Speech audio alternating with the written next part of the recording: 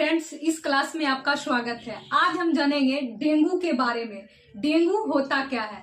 सोचो, अचानक आपको सीवियर फीवर हो, तेज दर्द हो, मसल्स और ज्वाइंट में, आंख के पीछे पेन हो और डॉक्टर बोल रहे हैं कि प्लेटलेट जो है गिर रहा है।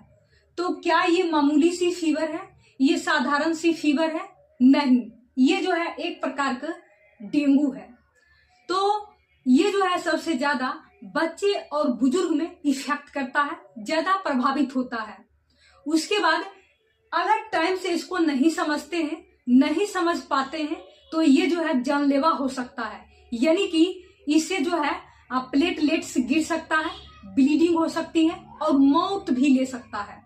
तो हम जानेंगे इस वीडियो में कि डेंगू होता क्या है, ये जो है एक दूसरे से कैसे फैलता है, इसकी शुरुआती लक्षण क्या होती है और इसका ट्रीटमेंट क्या है, यानी कि इससे हम कैसे बचे।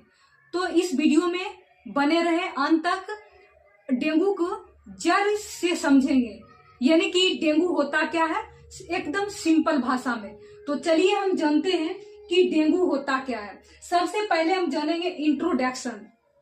तो डेंगू जो है, dengue is an acute viral infection disease, यानी कि यह जो है एक तीव्र वायरल इन्फेक्शन डिजीज होती है। यानी कि यह जो है एक वायरस से होने वाली बीमारी है। Transmitted by the bite of an infected Aedes mosquito.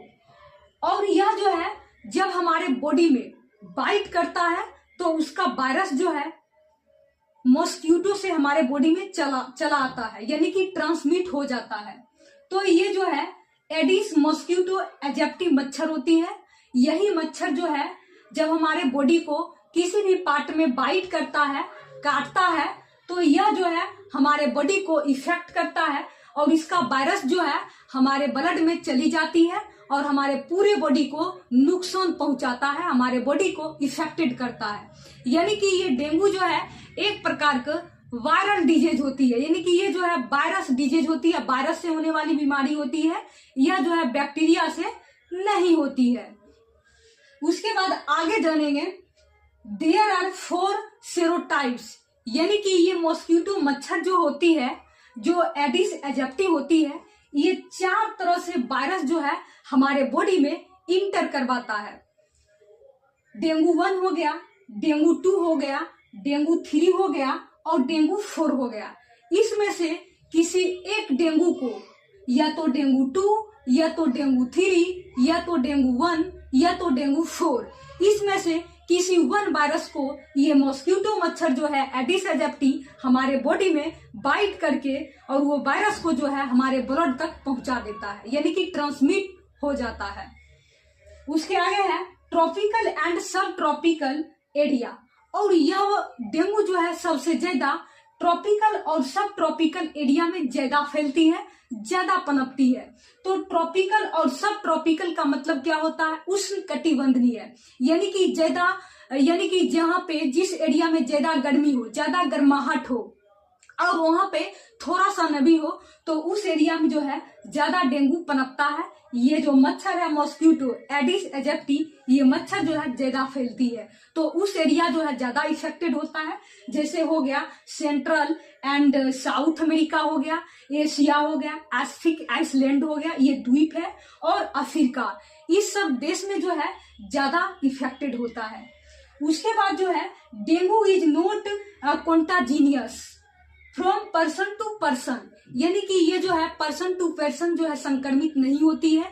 अगर सपोज डेट किसी पर्सन को ये मॉस्किटो जो है बाइट किया, तो उस व्यक्ति जो है डेंगू से शिकार हो गया, प्रभावित हो गया, तो उस व्यक्ति से अगर कोई भी पर्सन मतलब बातचीत करता है, ईटिंग करता है, खाना खाता है, रहता है, उसके साथ रहता है, उसके कपड़ा पहन लेता है, सोता है एक साथ, तो ये जो है एक दूसरे से फैलता नहीं है, संक्रमित नहीं होती है, कॉन्टाजीनियस नहीं होती है, यानी कि ये पर्सन टू पर्सन फैलने वाला बीमारी नहीं है। जाले तक ये मच्छर जो है बाइट किसी पर्सन को नहीं करेगा, तब तक जो है डेंगू से शिकार नहीं होगा, कॉन्टाजीनियस नहीं होगा। उसके बाद जो है when passed from a pregnant woman to their child, लेकिन दुखद बात यह है कि जो भी महिला प्रेग्नेंट है, अगर वो डेंगू का शिकार हो गया, यानी कि मॉस्किटो उसको बाइट कर लिया, तो उस ओमेन के थ्रू जो है बेबी में जा सकता है, बच्चे को भी हो सकता है डेंगू, यानी कि कॉन्टाजीनियस हो सकता है। क्यों? क्योंकि प्लेसेंटा के द्वारा बच्चे में जो है न्यूट्रिशन प्रोवाइड होती है, ऑक्सीजन प्रोवाइड होती है, नरिशमेंट होता है, जिसकी वजह से वो वायरस जो है बच्चे में जा सकता है और इफेक्टेड हो सकता है, कॉन्टाजीनियस हो सकता है। तो इस जो भी प्रेग्नेंट ओमेन महिला होता है, तो ये जो है ट्रांसमिट हो सकता है एक से दूसरे पर्सन में। बाकी जो है ये ईटिंग से, एयर से, टच करने से ये बीमारी नहीं होती है, यानी कि डेंगू का शिकार नहीं होता है। उसके बाद जो है प्राइमरी इन्फेक्शन, यानी कि सपोज दैट किसी व्यक्ति को पहली बार डेंगू बाइट किया हो, यानी कि मॉस्किटो बाइट किया हो, तो उस पर्सन जो है ज्यादा इफेक्टेड नहीं होती है, यानी कि मिल्ड होता है, यानी कि मध्यम स्टेज होता है, ये छोटा सा होता है, ज्यादा गंभीरता नहीं होती है, सीरियसली नहीं होती है। अगर यही वायरस यानी कि एडिस एजिप्टी दोबारा उसी पर्सन को काट लिया हो जो पहले से डेंगू से संक्रमित हो, तो वो पर्सन जो है ज्यादा इफेक्टेड होती है, सीवियर कॉम्प्लिकेशन हो सकता है, ज्यादा गंभीरता हो सकती है। उसके बाद अब हम आगे जानेंगे ईपीडीमियोलॉजी।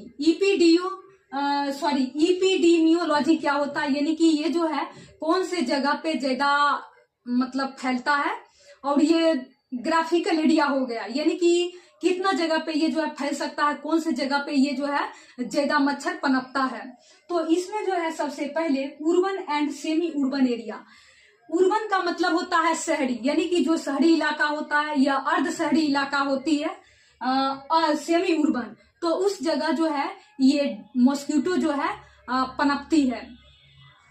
उसके बाद होता है ओवर क्राउडेड लोकोलिटीज, यानी कि जहाँ पे भीड़ भड़का ज्यादा होता है, घना आबादी वाला देश हो गया या एरिया हो गया, प्लेस हो गया, तो उस यानी कि पर्सन टू पर्सन बहुत ज्यादा हो, पर्सन बहुत हो, लोग बहुत हो, आबादी वाला एरिया हो, तो उस जगह जो है ये मच्छर पनपता है, मॉस्किटो पनपता है। एरियाज विथ स्टेगनेंट वाटर, यानी कि पानी का जमाव ज्यादा हो, जिस एरिया में पानी का जमाव ज्यादा हो, घन आबादी वाला एरिया हो, जहाँ पे लोग बहुत ज्यादा हो, पॉपुलेशन ज्यादा हो, पॉल्यूशन ज्यादा हो, जैसे सपोज डेट पटना हो गया, दिल्ली हो गया, इस जगह एरिया जो है ज्यादा डेंगू से शिकार होता है। लेकिन इससे भी ज्यादा जो है ये कहाँ हो गया, स्पेसिफिक आइसलैंड हो गया, एशिया हो गया, साउथ अमेरिका हो गया, अफ्रीका हो गया, तो इस जगह जो है ज्यादा डेंगू का शिकार होता है। उसके बाद एरिया विथ स्टेगनेंट वाटर, यानी कि पानी का जमाव जहाँ पे ज्यादा होती है, जैसे कि गांव और में देखते होंगे, जैसे नाला हो गया या घर के आगे जो है गड्ढा हो गया, तो उस जगह जो है ये मॉस्किटो जो है ज्यादा पनपता है। उसके बाद ये जो है ओपन ट्रंक्स, यानी कि जैसे बाहर में देखते होंगे कि टंकी जो होती है वो खुली छोड़ देते हैं। उसके बाद कूलर जैसे मॉडर्न फैसिलिटी आजकल के देखते होंगे कि कूलर के बिना आदमी जी ही नहीं पा रहा, तो उसमें जो है ये फैसिलिटी तो हो रहा बट उसको साफ सफाई टाइम से नहीं करते हैं, तो उसमें जो है मच्छर पनपता है। उसके बाद टायर्स हो गया और फ्लावर स्पॉट्स हो गया, यानी कि गमला में भी पानी रख देते हैं, तो उससे भी जो है मच्छर ये पनपता है, मॉस्किटो। और ये जो है खास करके साफ पानी में होती है, और यह जो है मच्छर जो है दिन में काटता है, ये रात को नहीं काटेगा, ये जो है दिन में ही काटता है, बाइट करता है। और उसके बाद ये जो है एक बात इंपॉर्टेंट, एक ईयर में जो है यानी कि वर्ल्ड में एक ईयर में पूरे देश में जो है लगभग 10 करोड़ जो है डेंगू से शिकार होता है। बहुत दुखद की बात है कि 10 करोड़ पर्सन जो है ये डेंगू से शिकार होता है एडिस एजिप्टी मच्छर से, यानी कि 100 मिलियन लोग जो है इफेक्टेड होता है, डेंगू से शिकार होता है। तो ये जो है लापरवाही से होती है, एक छोटी सी गलती जो है, जो पानी जमाव कर देते हैं, साफ सफाई नहीं करते हैं, टंकी खुला छोड़ देते हैं, कूलर साफ सफाई नहीं करते हैं, तो इस छोटी सी गलती जो है ये मच्छर पैदा कर सकता है, यानी कि ये जो है मानव लापरवाही से होती है। ये सब जो है, ये सब जगह जो है, ये सब अगर हम साफ सफाई नहीं करते हैं तो ये डेंगू जो है ये फैक्ट्री है, ये डेंगू के लिए फैक्ट्री है। यहाँ डेंगू जो है पैदा होता है, जन्म होता है। उसके बाद dengue is not only a medical disease, यानी कि डेंगू जो है ये मेडिकल डिजीज नहीं है। इट इज अ मेड, यानी कि मेन मेड डिजीज, ये जो है आदमी से बनाया हुआ डिजीज है। ये आदमी की लापरवाही से बीमारी होती है। अगर आदमी जो है अपने आप में कांस्टेंट रहे तो ये जो है बीमारी कभी नहीं हो सकती है, डेंगू से शिकार कभी नहीं हो सकती है। तो अब हम जानते हैं इटियोलॉजी। इटियोलॉजी का मतलब होता है काउजेज, यानी कि किसके कारण जो है ये डेंगू बीमारी होती है। तो इसका मेन कारण होता है डेंगू वायरस। डेंगू वायरस, तो ये वायरस जो है दो होती है, एक तो एडिस एजिप्टी होती है और दूसरा जो है एडिस एल्बोपिक्टस होती है। यही दो वायरस के कारण जो है डेंगू होती है। यानी और ये जो है कौन फैमिली मेंबर से ये बिलोंग करती है, तो ये जो है फ्लेविरिडी फैमिली, इसी फैमिली से डेंगू होती है। तो ये जो है कई बार परीक्षा में पूछता है डेंगू जो है किस फैमिली से होती है, तो ये जो है फ्लेविरिडी फैमिली से। उसके बाद ये डेंगू जो है 3 तरह के होते हैं। एक होता है DBF, यानी कि types of dengue fever. Dengue fever 3 तरह के होते हैं। DBF dengue break bone fever, dengue break bone fever. दूसरा होता है dengue haemorrhagic fever DHF dengue haemorrhagic fever. उसके बाद थर्ड होता है डेंगू शॉक सिंड्रोम, यानी कि DSS, शॉर्ट फॉर्म में DBF, DHF और DSS, ये 3 टाइप डेंगू होता है। ये सब जो है इटियोलॉजी, यानी कि काउजेज किसके कारण जो है ये बीमारी होती है डेंगू, तो ये वायरस के द्वारा होती है। और इसमें जो है खास करके जो चाइल्ड होती है, यानी कि बच्चे में और बुजुर्ग में जो है ये ज्यादा खतरनाक होती है। ये डेंगू जो है यानी कि एडल्ट में उतना नहीं इफेक्टेड होता है, बट ओल्ड में और चाइल्ड में जो है ज्यादा प्रभावित होती है। बिकॉज क्योंकि ओल्ड एज में जो है उतना इम्यूनिटी सिस्टम नहीं होती है, पावरफुल नहीं होती है, उतना स्ट्रेंथ नहीं होता है कि वो जो है ये एडिस एजिप्टी यानी कि डेंगू वायरस से लड़ सके, फाइट कर सके। और बच्चे में भी उतना स्ट्रेंथ नहीं होती है, पावर नहीं होती है कि ये डेंगू वायरस इतना खतरनाक जो होता है इसे फाइट कर सके। तो इसीलिए जो है ये डेंगू जो है ये ओल्ड और बच्चा में जो है ये गंभीरता हो सकता है। तो अब हम जानते हैं सिम्टम्स के बारे में, साइन एंड सिम्टम्स। तो इसमें जो है सबसे पहले डेंगू ब्रेक बोन फीवर में जानेंगे कि क्या क्या सिम्टम्स शो होती है। तो इसमें जो है ये आई जो है आई के पीछे दर्द करता है, यानी कि अपर आई और ये लोअर जो है ये दोनों जो है पेन करता है।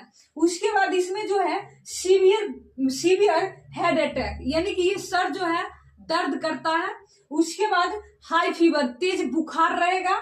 और इसमें जो है ज्वाइंट और मसल्स में जहां जहां ज्वाइंट है, जैसे एल्बो ज्वाइंट हो गया, शोल्डर ज्वाइंट हो गया, रिस्ट ज्वाइंट हो गया, नी ज्वाइंट हो गया, एंकल ज्वाइंट हो गया, तो इसमें जो है सबसे ज्यादा पेन करता है और मसल्स में भी पेन करता है। इसीलिए इसे जो है डेंगू ब्रेक बोन फीवर के नाम से जानते हैं, क्योंकि डेंगू ब्रेक बोन फीवर जब हड्डी टूटती है, बोन जो है ब्रेक होता है, तो ये डेंगू टाइप जो है पेन करता है। तो इसीलिए इस फीवर को डेंगू ब्रेक बोन फीवर के नाम से जानते हैं। उसके बाद इसमें जो है रेसेस होती है। रेसेस का मतलब होता है बॉडी में लाल लाल दाने टाइप हो जाना, यानी कि चकत्ता हो जाना, तो उसी को हम रेसेस बोलते हैं। तो ये सब सिम्टम्स जो है डेंगू ब्रेक बोन फीवर में शो करता है। उसके बाद आते हैं हम डेंगू हेमरेजिंग फीवर्स। इसमें क्या क्या होती है, तो इसमें जो है मोर सीवियर, यानी कि इससे जो है ये तो उतना खतरनाक नहीं होती है, उतना डेंजरस नहीं होती है डेंगू ब्रेक बोन फीवर। इससे जो है ज्यादा ये खतरनाक होता है, मोर सीवियर। ये जो है ज्यादा गंभीर होती है, ज्यादा सीरियसली होती है। और इसमें जो है ब्लीडिंग होता है, ब्लीडिंग नोज से निकलेगा, मुंह से निकलेगा, ये जो मसूरा है उससे ब्लीडिंग निकलेगी, जो स्टूल पास करता है, फिशेस होती है, उससे जो है ब्लड निकलता है, उसके बाद यूरिन के माध्यम से ब्लीडिंग निकलता है। तो इस तरह जब हमारे बॉडी से ब्लीडिंग निकलता है, फ्लो करता है, तो बॉडी में जो है ब्लड लो हो जाता है, कमी हो जाती है। उसके बाद ब्लड प्लाज्मा लीकेज करता है, और ब्लड प्लाज्मा जो होती है उसके माध्यम से प्लाज्मा भी लीकेज होती है। उसके बाद ऑर्गन इम्पार्टमेंट, और ऑर्गन जो है ये डैमेज होने लगता है, जिसकी वजह से ऑर्गन उतना स्ट्रांग नहीं हो पाता है, वीकनेस हो जाता है। जैसे लंग्स हो गया, हार्ट हो गया, लीवर हो गया, ये सब। उसके बाद थर्ड देखते हैं DSS, यानी कि डेंगू शॉक सिंड्रोम। ये जो है लास्ट कंडीशन होती है, बहुत गंभीरता स्थिति होती है। इसमें जो है ये पेशेंट जो है कम ही उम्मीद रहता है बचने का, क्योंकि ये जो है डेंगू को लास्ट स्थिति होती है। इसमें जो है ऑर्गन फेलियर हो जाता है, ऑर्गन सब जो है फेल हो जाता है, काम नहीं, उतना फंक्शन नहीं करती है जितना कि नॉर्मल फंक्शन में फिजियोलॉजी एक्टिविटीज होती है, उतना इसमें फंक्शन नहीं हो पाता है। उसके बाद सीवियर हेमरेज, यानी कि इसमें जो है ज्यादा कंडीशन रहती है हेमरेज होने का, तो इसमें भी ज्यादा ब्लीडिंग होती है। जैसे कि इसमें देखे थे नोज से ब्लीडिंग, मसूरे से, फेसेस से, जो भी स्टूल है उससे, यूरिन से, तो इसमें भी ब्लड ब्लीडिंग जो है लॉस होती है। उसके बाद लो बीपी जो है एकदम से कम हो जाती है, डिक्रीज हो जाती है, और इसमें जो है हाई रिस्क ऑफ डेथ, और इसमें जो है पेशेंट की डेथ हो जाता है, ये इमरजेंसी कंडीशन पे हो जाती है। तो इस प्रकार जो है ये डेंगू में ये सब टाइप्स है, सिम्टम्स देखें तो ऐसे आप जान चुके हैं कि डेंगू जो है क्या होता है, कैसे होती है, ये एक दूसरे से जो है कैसे फैलती है, और ये जो है 3 स्टेज में देख लिए कि डेंगू जो है किस किस प्रकार जो है सिम्टम शो कर रहा है। तो जैसे आप देखें कि DSS में जो ये जो है लास्ट स्टेज होती है डेंगू को, इसमें पेशेंट को बचने कम ही उम्मीद होती है। तो अब जानेंगे हम क्लिनिकल फीचर्स के बारे में, यानी कि जब मॉस्किटो जो है बॉडी में बाइट करता है किसी भी बॉडी पार्ट में, तो वो सिम्टम्स जो है 3 या 10 दिन में शो करने लगता है, दिखने लगता है। तो इसमें जो है क्या क्या प्रॉब्लम होती है बॉडी में, तो सबसे पहले हाई फीवर होगा, तेज बुखार होगा, वो भी 104 डिग्री फ़ारेनहाइट पे या 40 डिग्री सेल्सियस पे फीवर रहेगा। उसके बाद रेशेस होगा, बॉडी में जो है लाल लाल दाने टाइप दिखेगा, यानी कि चकत्ते हो जाएगा पूरे बॉडी।